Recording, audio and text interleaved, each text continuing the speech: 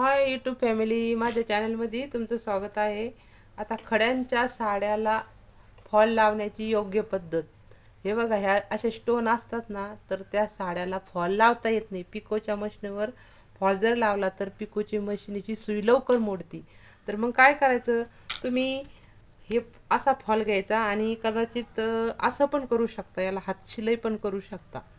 पण हातशिलाईला जर समजा बॉर्डरला पण हातशिलाई करायची आणि वरच्या बाजूला पण हातशिलाई करायची, मग आपला जास्त वेळ जातो. मग त्यासाठी काय करायचं, पिकोच्या मशनीवर फॉल न लावता हे बघा, ही आपण जे ब्लाऊज कपडे शिवतो ना त्या मशनीवर असा फॉल लावायचा. हे बघा, हे अशा पद्धतीने टीप मारून घ्यायची, म्हणजे सुई पण मोडत नाही. या शिवायच्या मशनीची सुई मोडत नाही. हे बघा, या खड्या ही थोडीशी जागा असते ती आपण टीप मारून घ्यायची, कारण मग बॉर्डरला आणि वरती हात शिलाई करायला खूप वेळ वायाला जातो.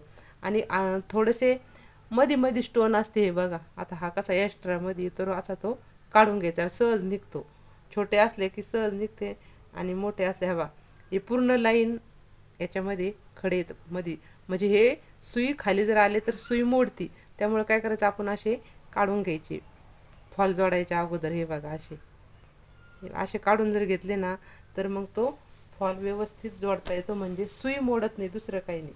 तर अशा पद्धतीने तुम्ही फॉल लावू शकता आणि पिकोच्या मशनीची सुई मोडण्यापासून त्याचा बचाव करू शकता. तर अशी योग्य पद्धत मी लावते, तर तुम्ही पण लावून बघा, नक्कीच फायदा होईल. कारण या खड्यांच्या साड्यावर भरपूर वेळा माझी पण सुई मोडलेली आहे, त्यामुळं तुमची पण सुई मोडू नये त्यासाठी हा व्हिडिओ बनवला. आणि व्हिडिओ पूर्ण बघितल्याबद्दल धन्यवाद. आणि माहिती आवडली असेल तर व्हिडिओला सबस्क्राईब, लाईक नक्की करा. बाय.